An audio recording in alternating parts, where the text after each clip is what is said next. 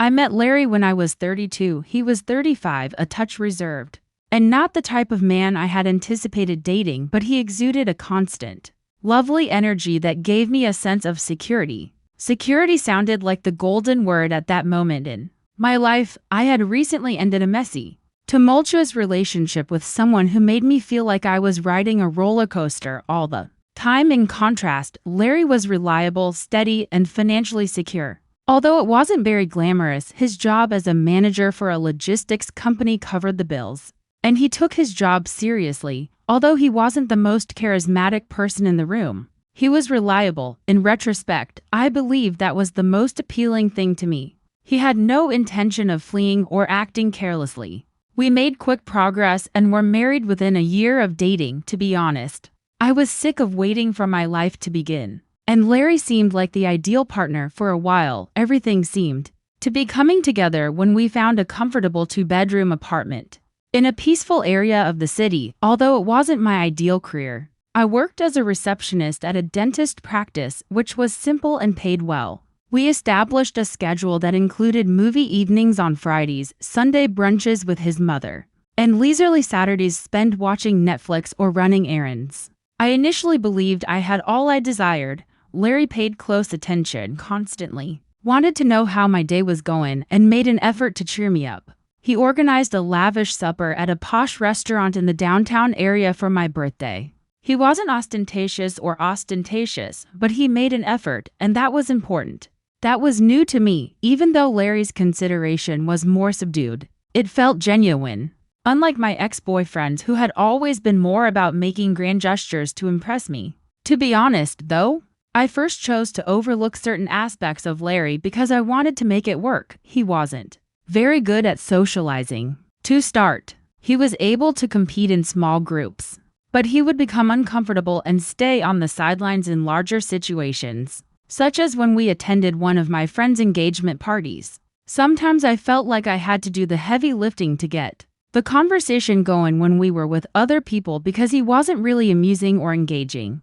I blamed it on his introversion, but I was also a little ashamed. I used to think, why can't Larry be more like that? When I saw other couples at these events, the males joking around and being the life of the party, at least initially, money wasn't a problem. Larry was realistic. He always planned for the future and created budgets. He wasn't particularly frugal, but he also wasn't impulsive with his purchases. I, however, preferred to have fun. I didn't see the harm in spending money on a weekend getaway with friends, or purchasing a lovely purse I saw online. Larry seldom said much, but he would occasionally raise an eyebrow. He probably didn't want to upset anyone. I now see that perhaps he ought to have resisted more, but at the time I was glad he didn't try to dominate me. After the first several years, things began to change. At work, Larry received a promotion that came with greater responsibilities and stress. He would arrive home exhausted, and rather than inquiring about my day as he used to, he would simply settle down on the couch and switch on a dull sports station. It seemed like something had changed, but I convinced myself he was simply getting used to his new role. Even though we shared a roof, he wasn't as present as he once was, and I began to feel alone. Larry would constantly dismiss it when I brought it up a few times, claiming that he was doing all of this to help us create a better future. Perhaps he was, but it seemed as though the us component was being overlooked in the process. I began to spend more time alone, whether it was watching my favorite reality shows, hanging out with my girlfriends, or browsing Instagram. Larry didn't appear to be aware or concerned. Little details about him that I had previously ignored began to annoy me at the same time. His clothes were always simple and functional, as if he didn't bother to try. Every time we went out, he would order the same dull dish, as if he were scared to try something different. He even had this strange, ungainly laugh that used to make me laugh, but now it was annoying. He was the same Larry that he had always been, so it wasn't like he had changed, but I couldn't help but see him in a different light. Then there were the occasions when we would go out in public and I would find myself glowering at his demeanor. He lacked the easy confidence I liked in other men, but he wasn't nasty or anything. He would become agitated when someone bumped into him in the grocery store, or stumble over his words when speaking to a server. I couldn't help it, even though I detested how irritated I felt. he kept falling short of this ideal I had in my mind, and it seemed like I was comparing him to it all the time. In retrospect, I believe that's when our relationship's fissures first appeared. I felt like I was settling in a million little moments rather than one large event. I honestly didn't know how to respond, so I didn't say anything to Larry. I didn't want to come out as unappreciative because he was still the same kind, reliable man I had married. However, I couldn't get rid of the nagging suspicion that I could have hurried into this. Perhaps because it sounded secure and sensible. I had persuaded myself that I wanted this type of life, but now that I had it, it didn't feel sufficient. The problem with relationships is that, although they may appear ideal on the surface, they are much more complex on the inside. Together, Larry and I had created a seemingly stable life, but there were fractures showing through. The worst part was that I wasn't sure if I wanted to stop it, or how to do so. Larry began working later, and by the time he finally made it home, he was either too exhausted or preoccupied with his phone to actually interact with me. He would read articles or swipe through emails while I was trying to tell him about my day. He was reading articles about work-related topics. I recall sitting there and occasionally looking at him, questioning whether he even recognized how far away he had grown. I felt as though I was sharing my bed with a complete stranger. I didn't exactly aim to close the gap, to be fair. I began spending more time outside the house rather than talking to Larry about how I was feeling. On the weekends, I would get coffee with my best friend, Haley, or go out for drinks with my coworkers after work. When Haley was unmarried, she would constantly tell outrageous tales about her most recent Tinder date or her breakup. Her life seemed so much more fascinating than mine, to be honest. The fact that she was free to do as she pleased without worrying about other people made me envious. At home, however, Larry's interactions with him become increasingly monotonous, even robotic. When it was time to go to bed, he would get up, go to work, return home, have dinner, and then relax in front of the television. We would run errands together on the weekends. But it wasn't like we were spending time together. It felt more like we were simply crossing tasks off a list, like changing the car's oil, doing the laundry, and buying groceries. I didn't look forward to spending time with him because there was no spark or excitement. The worst thing was that Larry didn't appear to notice, or perhaps he didn't give a damn. We never go out anymore, or do you even want to spend time with me? Are some examples of the clues I would try to give. But he simply dismissed it or said something ambiguous like, "We've both been busy." I began to question whether he was as bored with me as I was with him. But he never actually said anything. Larry had a tendency to avoid confrontation at all costs, even if it meant ignoring the obvious. I started using social media more frequently around this time, posting images of my coffee runs, like my friends' vacation photos, and sharing memes were all quite benign beginnings. However, I began to receive more attention than I had anticipated, particularly from men. Though there was never anything blatantly improper, I did felt recognized because of the praises and flirtatious remarks. I was unaware of how much I had missed that sensation. When we initially started dating, Larry would constantly compliment me, but these days it seemed like he hardly gave me a glance. I used to spend hours looking through Instagram and contrasting my life with other people's highlight reels. There were females my age who went on great dates with guys who seemed far more fascinating than Larry, traveled to far-off places, and bought lovely clothes. I began to feel as though I had given up on a better life and had instead settled for this secure, predictable one. Naturally, I kept all of this from Larry, to be honest. I wasn't sure he would even understand, and I didn't want to offend him. Little signs of our strain began to appear. The smallest things, like Larry's excessively noisy chewing or the fact that he consistently left his socks on the ground, would irritate me. He bought the wrong brand of washing detergent. So one night I yelled at him for putting them in the hamper, rather than arguing back. He simply said he was sorry and turned to go. I was even more irate after that. He didn't seem to care enough to stand up for anything, including me. I began to emotionally distance myself from him. At the same time, I used to give him brief, generic responses like it was fine or nothing special. When he inquired how my day had gone, I didn't want to open up to him anymore because it felt futile, because he wasn't really listening anyhow.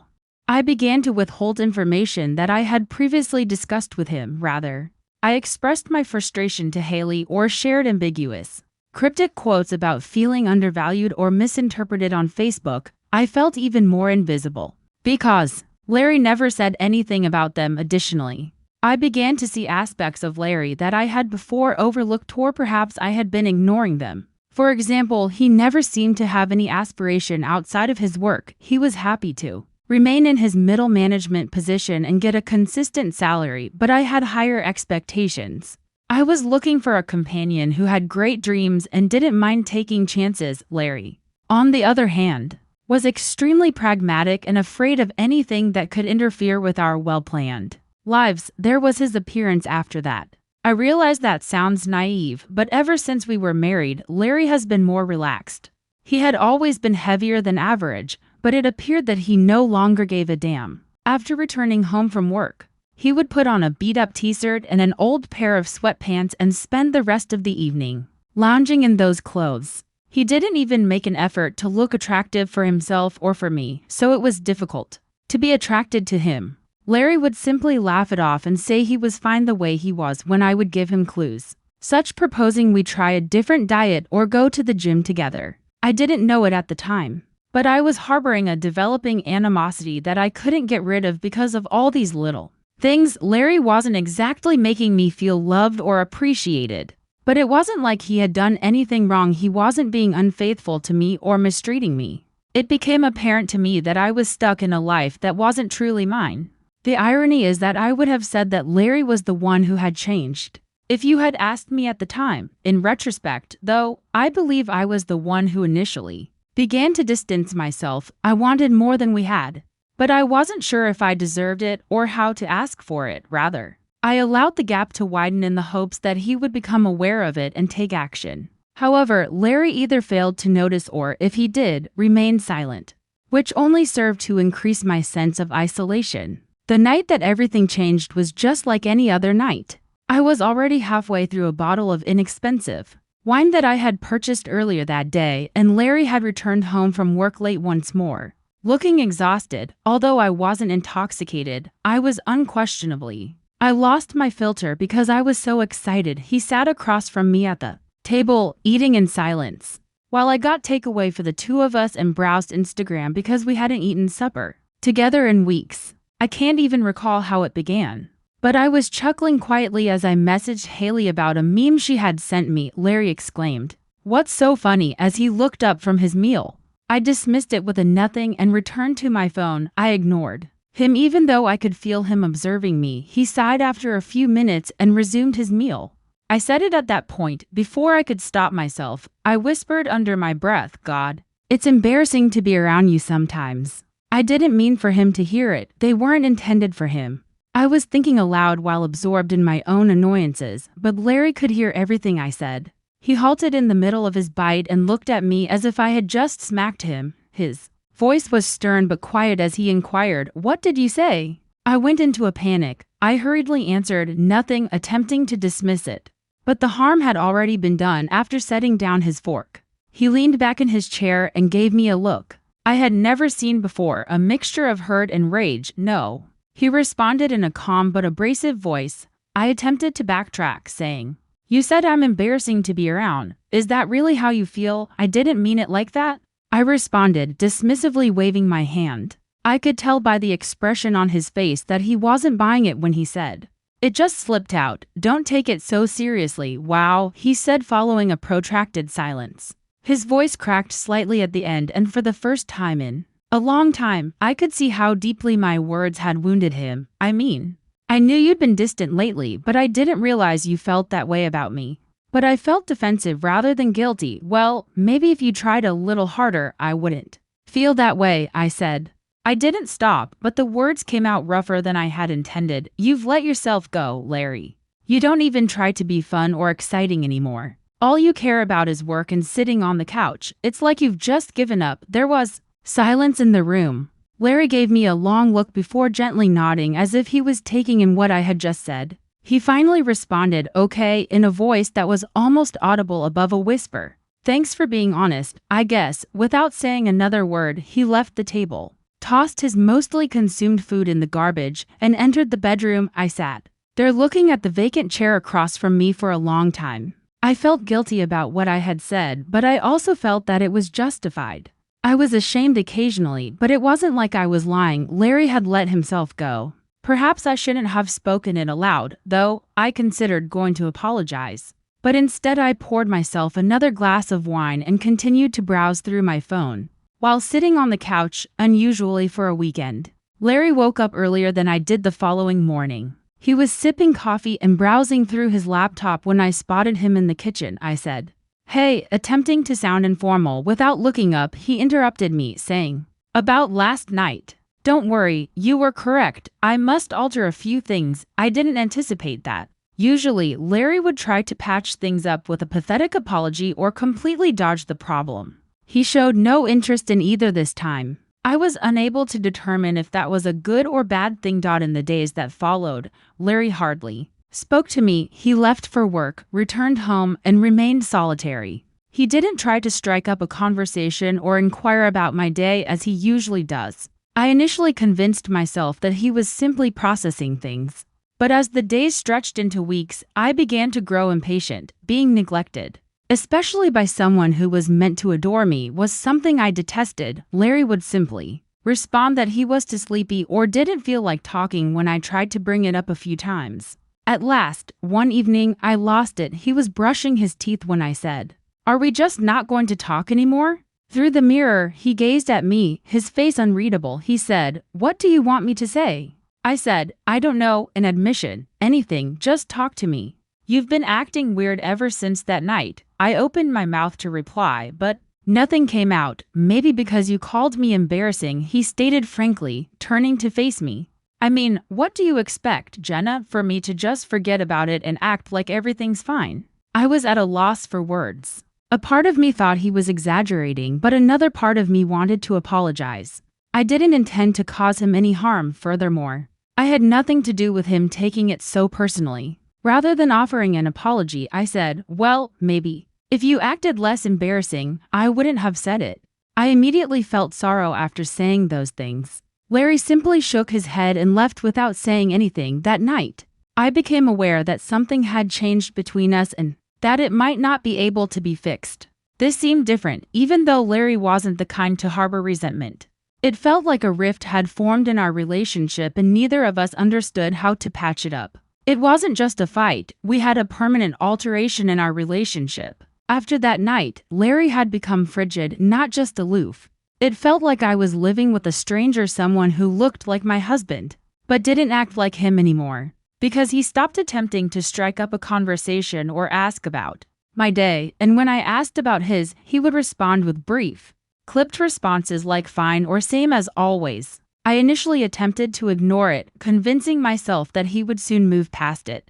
I assumed Larry only needed some time to calm down because he wasn't the type of person to harbor resentment. However, as the days stretched into weeks, it became evident that he would not simply move on from this. He would hardly acknowledge me when he got home from work and go directly to his laptop or bedroom. Our apartment was oppressively quiet. I made a few attempts to bring it up, but Larry always cut me off at the conclusion of the conversation. His tone would be cold as he asked, "What do you want me to say, Jenna?" That remark hurt more than I wanted to acknowledge. "You've made it pretty clear how you feel." Larry's bluntness and anger were unusual to me in our relationship. He was always the one who kept things cool and calmed me down when I became upset. He seemed to have given up on trying, though. I thought that perhaps we needed some time away from the apartment to refocus. So one Saturday I proposed that we go out to dinner. After a little pause, Larry consented, although the night was a complete bust. I saw it as a positive indication that perhaps he was prepared to put the incident behind him. He hardly spoke to me at all during the lunch, and when I tried to lighten the mood with a joke, he simply smiled artificially and returned to his meal. He didn't want to be there, and it was brutally obvious. I couldn't contain my frustration by the time we arrived home. As soon as we entered, I yelled, "Are you seriously going to act like this forever? I get it. Larry, I hurt your feelings, but can you stop punishing me for one stupid comment?" I said I was sorry. His look was opaque as he turned to face me. "No, Jenna," he responded in a remarkably composed tone. "You've never apologized, not once." That statement stopped me cold. "You didn't say you were sorry. Had I truly not expressed regret?" I assumed I had, but after giving it some thought, I saw that he was correct. I had tried to defend my comments and offered explanations, but I had never truly said, "I'm sorry." I doubled down rather than take responsibility for it. "Well, maybe I didn't say it. But you know I didn't mean it like that. Why are you making such a big deal out of this? It's not like I said you're a bad person or something." Larry shook his head, his expression now less angry and more resigned. "It's not just about what you said, Jenna. It's about how you've been treating me for months. You don't respect me. You don't even like me, not really. I'm just here, despite my want to argue and correct him. I was unable to do so. I had a gut feeling that he was telling the truth. I had been avoiding him. I had been acting differently. However, I refused to acknowledge it, saying instead, "That's not true. You're overthinking it. You always do this, make everything into a bigger deal than it really is." The conversation ended at that point. Larry simply picked up his keys and walked out of the apartment without saying another word. To be honest, I had no idea where he went and didn't give a damn. I was too furious to give a damn. Larry began to spend more and more time away from home over the course of the following few weeks. He would return late at night, long after I had gone to bed, then depart silently in the early hours of the morning. I initially assumed he would simply be lingering late at work, but then I saw that he wasn't dressed in his typical office attire. He was wearing pants and a button-up shirt that I hadn't seen him wear in years when I spotted him leave the apartment. One evening, I tried to sound informal as I asked, "Where are you going?" "With who?" I said. "Out," he responded without glancing at me. With a stronger tone than I had ever heard, he yelled back, "Does it matter?" I didn't ask him any more questions, but the discussion he sent me into a tailspin. Did he have another partner? I hadn't even considered the idea until that very moment, but after I did, I couldn't get it out of my head. I began searching his social media accounts for hints. But Larry seldom ever shared anything. One night, while he was taking a shower, I even looked through his phone, but I didn't find anything unusual. The paranoia persisted, though. Simultaneously, I began to see changes in him. He was dressing better and paying more attention to how he looked. It was evident that he had been attending the gym. He appeared thinner and more certain. It seemed as though he was changing into someone I hardly recognized.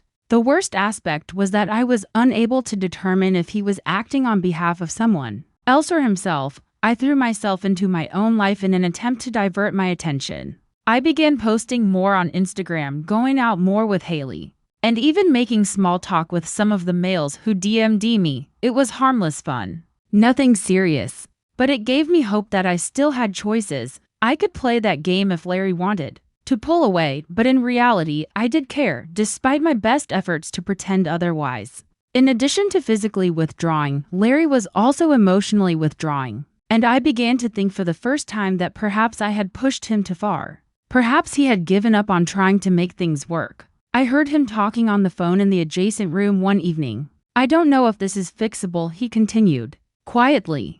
But I could hear enough of what he was saying to know that he was discussing me with someone. It seemed like a kick to the belly to hear the words, "I've tried, but she doesn't seem to care. I can't keep doing this." I didn't want to barge into the room and ask him who he was speaking to. Rather, I sat silently, mentally reciting his words over and over. I began to question whether Larry was truly done for the first time. Furthermore, I had no idea what I would do if he was, on a Tuesday night. Larry arrived home earlier than normal, which made me uneasy right away. It wasn't even 5:30 today, but usually he didn't enter the house until after 7 o'clock. He had that composed, focused expression on his face that usually made me uneasy since it implied he had already made up his decision. He simply left his bag by the entrance and walked to the kitchen to pour himself a glass of water without saying anything. I tried to read his mood by following him. "You're home early," I responded in a light-hearted manner. He sipped his water and nodded, but remained silent,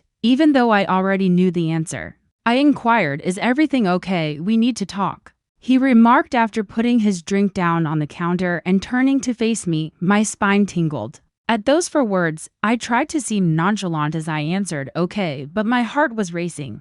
"What's going on?" With a groan, Larry crossed his arms and rested against the counter. He began, "I've been thinking a lot about us. And I could see right away that this was not going to work out. I believe that this is no longer effective. My stomach felt like if I had just missed a step on the stairs, and I froze, not working. What do you mean? Even though I understood exactly what he meant, I inquired, evidently agitated.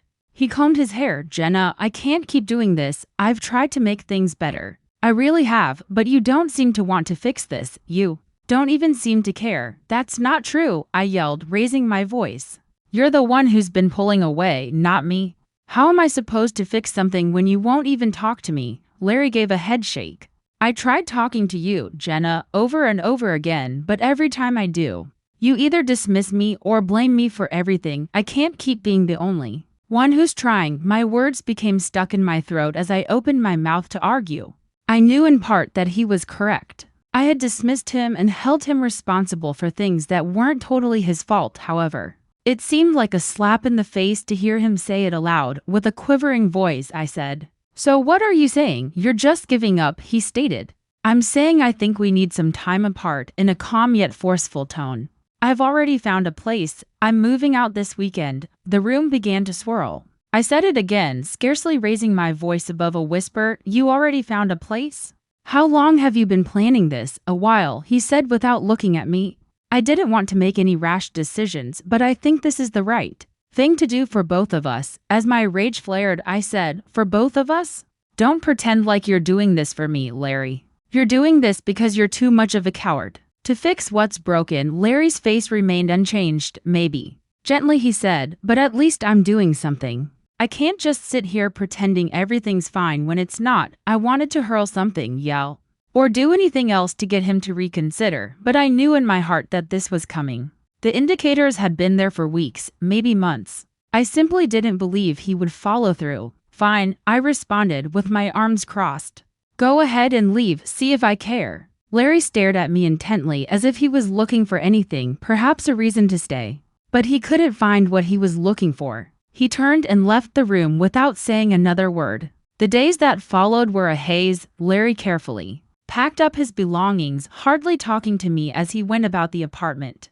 It felt like he was taking a piece of me with him each time he carried another box out the door. Even though I tried to pretend I didn't care, even though the majority of the furniture was still in the flat, it seemed empty by Saturday. I made one final attempt to persuade him to reconsider the morning he left. As he carried his final box out, I blocked the door and urged, "Larry, don't do this. We can fix this. We just need to try harder." He let out a sigh, put down the box, and gave me the sad, weary face I used to like. "I've been trying, Jenna, for a long time. But I can't do it alone," I countered. "You're not doing it alone, I'm he?" He said, "Yes, I wasn't physically there, but you've been checked out emotionally for months. I have no idea if you still like me, much less love me." I was taken aback by the words, but I was at a loss for words. Was he someone I loved naturally? I did, didn't I? Or perhaps I simply adored the concept of him, the security and stability he stood for. However,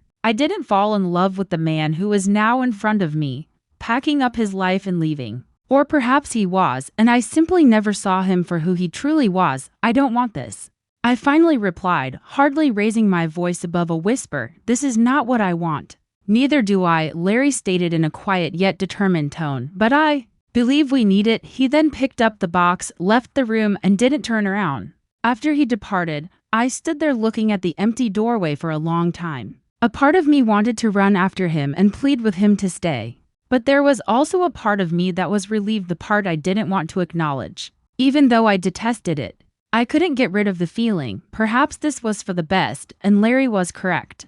After Larry went, I felt as though I was living someone else's life for the first several days. I detested the apartment's very calm atmosphere, whether it was the sound of him typing on his laptop or the way he hummed to himself while brewing coffee. I had no idea how much noise he brought into my life. The silence was unbearable without him. I initially tried to occupy myself in order to fill the gap. I started going out with Haley more frequently, staying late at work, and even taking up hobbies like baking and yoga that I had given up years before. The weight of what had happened, however, lingered in the back of my mind no matter how hard I tried to divert my attention. At night, I would lie awake and stare at the ceiling while repeatedly reliving our most recent exchange. A part of me wanted to give him a call to let him know that I had changed my mind. and that if we worked harder, we could make things right. However, I was always stopped when I picked up the phone. Perhaps out of pride or out of dread that he would tell me it was too late. In any case, I was unable to bring myself to make contact. Instead, I poured myself into social media. I began sharing more photos, carefully chosen to give the impression that I was doing well. Selfies with Haley, pictures of my meals and hazy, motivational sayings about starting over and discovering who you are. I got a little high from the likes and comments, but it was short-lived. I would feel as empty as before as soon as I put my phone down. Larry, meanwhile, appeared to be thriving without me. I couldn't help but stalk his social media, even though I told myself I shouldn't. Every time he posted something, whether it was a picture of him hiking with some coworkers, a check-in at a hip restaurant I'd always wanted to visit, or a picture of him looking happier and healthier than I'd ever seen him, it made my stomach turn. I detested the fact that he was doing so well. I was stopped in my tracks one evening by a post. It was a photo of Larry at a little party. The woman I was sitting next to was attractive and they appeared to be far too at ease with one another. As I looked at the picture and considered every aspect, my heart sunk. Had he been so aloof because of her? Had he already moved on? I couldn't stop thinking about it. Even though it made me nauseous, I contacted Haley right away, complaining about how unfair it was that I was stuck feeling horrible while Larry was out there having the time of his life. I wrote, "He doesn't even look like he cares, as if I were unimportant." Well, did you act like he mattered? Maybe this is what he needed to be happy. Haley, who is always the direct one, said. Her words hurt, but I couldn't deny that they had some meaning. Larry hadn't abruptly left. I hadn't done anything to aid him, and he had been unhappy for a while. I had pushed him farther away, if anything. However, acknowledging it would have been like acknowledging that I was the antagonist in my own tale. And I wasn't prepared for that. I still had the persistent sensation that I had made a mistake. I started scrolling back through old images of us, reminiscing the early days of our relationship when everything were fine. I had been happy, truly happy back then. What had changed then? Had I changed, or had Larry? As I gave it more thinking, I came to the conclusion that it was most likely me. I had stopped seeing him for who he truly was because I had become so enmeshed in my own annoyances and fears. I had lost my admiration for him. But understanding that didn't make me feel better. If anything, it made me feel worse because now it was too late. After Larry went, I had to reassemble a life that I didn't even know how to lead without him. I saw him at the grocery store a few weeks later. I wasn't expecting to see him for the first time since he moved out. He had a pretty nice appearance. He was wearing a shirt I didn't recognize, had a haircut, and had lost weight. In contrast, I was wearing sweats, without makeup, and holding a basket of frozen dinners in a stereotypical manner. When he noticed me, he said, "Hey," in a cool, courteous tone. My response was, "Hey," with a forced smile. For a few minutes, we engaged in small talk, asking each other how things were going at work and with Haley. It was polite but awkward, and for a split second I thought we might be able to resume our friendship. But then he continued, "I hope you're doing okay, Jenna, I really do." His tone seemed definitive, as if he had already come to terms with the fact that we were no longer together. It dawned on me then that Larry would not be returning. I was still mired in the past, holding on to something that had vanished while he had moved on. I nodded while attempting to remain calm. "Thanks," I muttered. "You too." I experienced a curious range of feelings as I watched him leave, including regret, sadness, and perhaps even a small sense of relief, because, for the first time, I understood that, despite my desire to hold Larry accountable for everything that went wrong, I was mostly to blame. No matter how much I wanted to be the victim in this scenario, I wasn't. I had made decisions, and those decisions had an impact. I began concentrating on myself in the weeks that followed, but not in the same shallow manner as before. Rather, I began to do it in a genuine and significant way. Larry had recommended therapy years ago, but I had always dismissed it until I started going to it. I made new connections with acquaintances I had lost touch with, people who reminded me of who I was before I became so preoccupied with trying to be someone I wasn't. I'm not sure if I'll ever be able to move over Larry's incident. Perhaps I will always wonder what may have been if I had simply put forth more effort, been more truthful. or shown him more appreciation. I'm simply trying to live day by day for the time being, though. Although it's difficult, it's a beginning, and perhaps that's sufficient for the time being.